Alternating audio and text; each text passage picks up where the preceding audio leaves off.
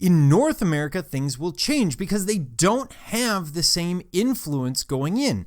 And the Spanish conquerors in North America are not the same ones that are turning up in Mexico, just like they're not the same ones as we would see in South America if we wanted to look down that way.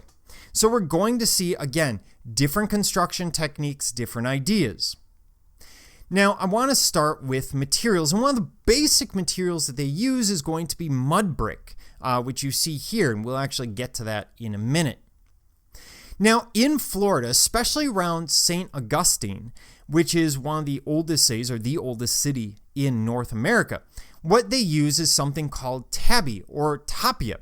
And this is a concrete made by burning oyster shells to create lime and then mixing it with water, sand, ash, and then more oyster shells. Why oyster shells? Because they're all over the place. There are huge oyster reefs along the coast, so you can easily chip into this, gain the materials. They're burning the oyster shells because they're calcium carbonate. It's exactly the same stuff as limestone. It becomes lime. It's the material that they have. And this is something that you will see throughout the Carolinas, Georgia, Florida. It becomes very uncommon as we move forward because there are better ways. The problem with tabby is when you create it, you actually have to create fairly thin layers. We're talking a few inches at a time, building the mold up. The concrete that's being created is not really strong. It's more similar to a mortar or something along those lines. So it's time consuming. We will see the use of coquina, which is a soft limestone made of broken shells used for building in the Caribbean and Florida. And what they're doing is they're finding these compressed blocks of limestone, primarily, I thought I had a different picture, primarily and in the beach areas where they've built up over millennia, and they're simply cutting blocks out. Now, this material is quite soft and quite remarkable because they discover later on that if you build a fort out of this stuff, while you would think it's quite soft because it's easy to cut, it's basically seashells, it's so porous that cannonballs fired into it either completely stop in their tracks or just bounce off. It's nearly impossible to destroy with a cannon because there's so much airspace to take that compaction. From a design perspective, it would be very difficult to recreate this today. This was a natural material that they had sitting around, so they're using it. Then we have adobe. And adobe is basically mud brick. When we talked in Europe and the ancient world about mud brick, this is exactly the same thing. This is mud, usually mixed with some form of straw or grass that gives it greater strength. And then it's going to be naturally dried in the sun, which is what we saw in the opening slide. And then what you do is you cover it with more mud. And as it ages, as it rains and that sort of thing, what happens is every year you would have to recover it, but the corners and edges tend to round off as more coats are put on and as the rain wears them down. So we get that very specific aesthetic that we associate with adobe. Now, the Spanish are bringing this actually from North Africa and from the Moors, who had just been kicked out of Spain in 1492.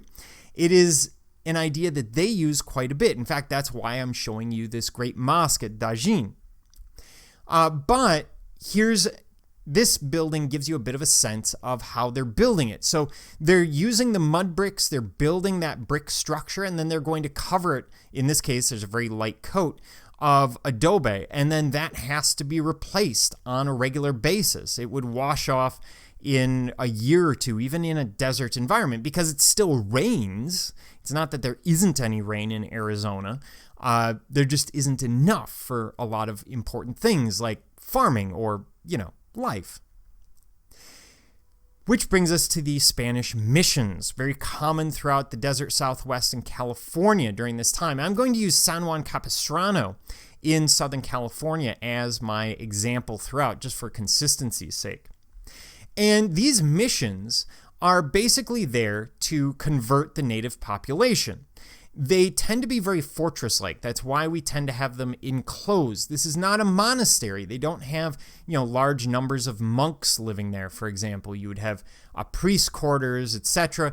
But it tends to be walled off. It tends to be the sort of thing that is meant to exist independently. And they're usually one day's walk from one another, which is why when you go up the Pacific coast of California, there's one about every 30, 40 miles, give or take. When you go inside, they're known for these arcades, these covered archways that were there generally on the inside looking into a garden. And they're mimicking the cloisters of European monasteries, which would again be surrounding a garden. The difference is cloisters generally have a series of what are called cells or rooms for each individual monk. In this case, each room, while there would be priest quarters and sometimes women's quarters, most of this is going to be functional. For example, a kitchen, a blacksmith shop, etc. When we look at the recreation and look at in the landscape as it would have existed, you get that sense of a very defensible position. It isn't outright a fortress, but it's definitely defensible. Now, I also want to look at the church, and these mission churches tend to be very simple, just like what we saw in Mexico. They tend to have what's called a cruciform pattern, so cross-like pattern. You see with the transepts here, this is the nave, so this is where people sit. This is the choir, the part that comes up past the arms of the transept, and then where the transept here meets the nave and the choir, that's called the crossing. In these mission churches, we tend to have very large bell towers, which is not something we always have in Europe. And the reason is this is really important. You can hear a bell for a considerable distance. It can be used for signaling for up to 20 miles away. So you can imagine the importance there. And these churches could be expanded and developed, and frequently were. We still find very old art in them that has been covered up or was intended to be replaced. Now, this mission form will come back to us in a little bit. In this case, let's look at the construction materials as well. Now, here at San Juan Capistrano, the original church was destroyed in an earthquake, but we get a sense of how it's built. They're using some concrete, some stone and concrete, for example, these columns, but a lot of it is simply rubble and mortar. So very, very simple construction methods are being used. They're simply coating the outside with adobe or brick.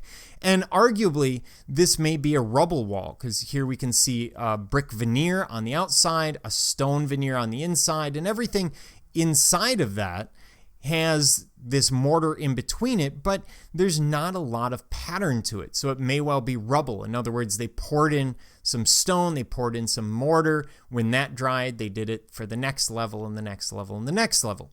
They do actually use adobe on the inside of buildings as well, which is some of what you're seeing. They're sort of mimicking some of that here, although some of that is also there to stabilize and stop tourists from dying.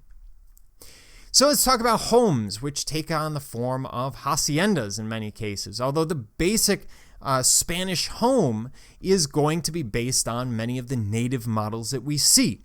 Now, the Chichimec and the Aztec, two of the indigenous groups that we see in Mexico, and then the Chichimec are from roughly 40, 50 miles north of Mexico City, all the way into the American Southwest. It's another name for the ancestral Pueblan and other groups. But they live in very simple homes. So these are adobe huts, usually with wood and thatched roofs. Very little use of wood throughout. We see a lot more use of reeds than what we would see in a European home. We have a hearth on the floor. In fact, this looks surprisingly like a Romanesque or Gothic working class home. It's very simple, very straightforward, very small.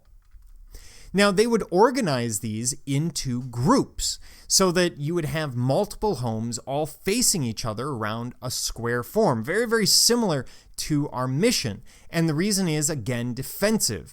These peoples tended to be very warlike, and they would have looting parties and other things moving from village to village. So a defensible position and being near people that are close to you, very important.